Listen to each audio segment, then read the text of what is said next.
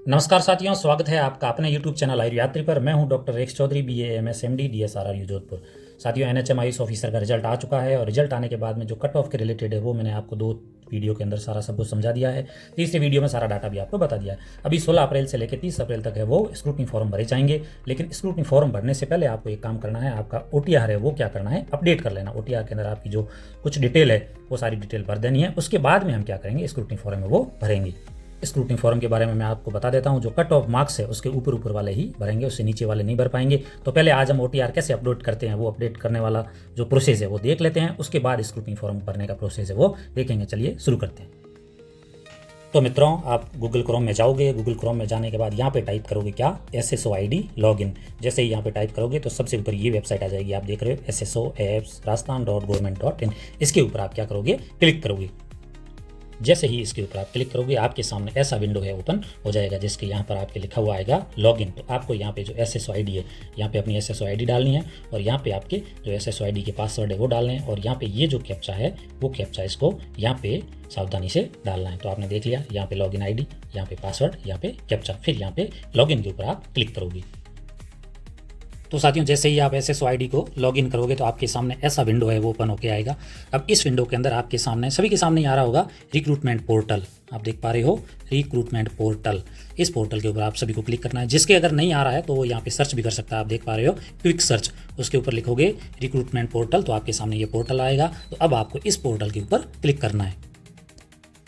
जैसे ही आप recruitment portal के ऊपर क्लिक करोगे आपके सामने ऐसा विंडो ओपन होकर आ जाएगा। अगर आपकी OTR डिटेल अपडेट नहीं है तो ऐसा विंडो आ जाएगा, आप देख पा रहे हो। अब जैसे इसमें आप देख लो, लिखा हुआ है this detail can only be updated once. आप इस डिटेल को एक बार ही भर सकते हो, दोबारा इसमें चेंज नहीं कर सकते।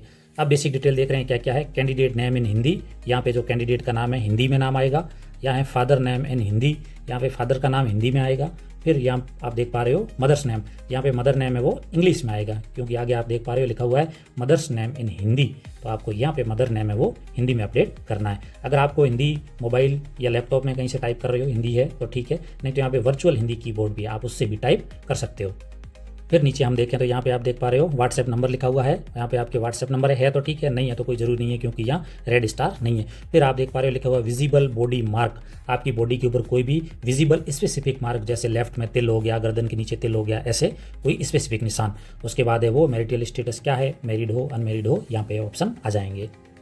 उसके बाद नीचे देखते हैं मित्रों, इन्होंने पूछा है कि 1/6/2002 से पहले या बाद में बच्चों की वो संख्या। अगर बच्चों की संख्या है तो यहाँ आप टाइप कर दोगे, अगर नहीं है तो यहाँ पे आप 00 करोगे।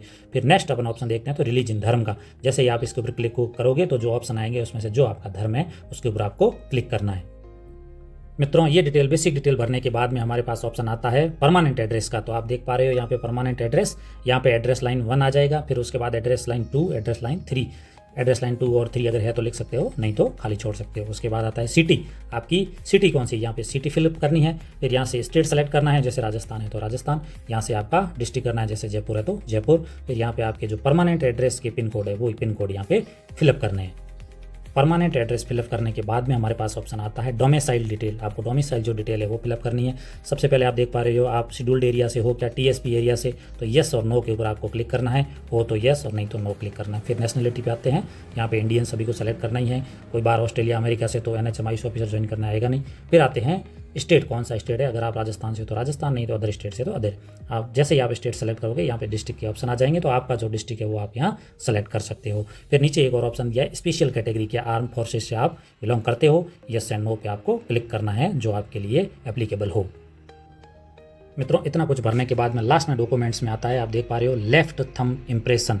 लेफ्ट है वो थंब इम्प्रेशन आपको यहाँ पे अपलोड करना है। यहाँ लिखा हुआ ओनली JPEG में अपलोड करना है आपको, PDF में आपको अपलोड नहीं करना है। ध्यान रखना है, JPEG मतलब फोटो अपलोड करनी है। और साइज़ है वो 20 KB से 50 KB के बीच की होनी चाहिए। अगर साइज़ ज़्यादा है तो आप गूगल पे बहुत सारी वेबसाइट है, वहाँ से साइज़ को है वो रिड्यूस कर सकते हो।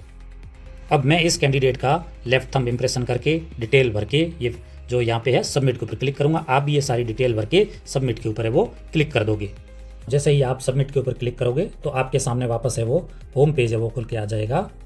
आप देख पा रहे हो होम पेज यहाँ पे खुला हुआ है। यहाँ पे आपकी डिटेल आ जाएगी, क्या क्या डिटेल है वो सारी आपको दिख रही होगी। और यहाँ पे ये सारे option, my recruitment, one time registration, document detail, get OMR, ये सारे ऑप्शन है यहाँ पे आ जाएंगे। अब डॉक्यूमेंट क्या क्या अपलोड करने हैं और कैसे अपलोड करने हैं हम नेक्स्ट वीडियो में देखेंगे। NHM और NAM से रिलेटेड लेटेस्ट एक्यूरेट अपडेट के लिए चैनल को एक बार सब्सक्राइब कर लो। नेक्स्ट वीडियो के अंदर हम डॉक्यूमेंट्स का डिटेल से देखेंगे। चलिए मिलते हैं, थैंक यू।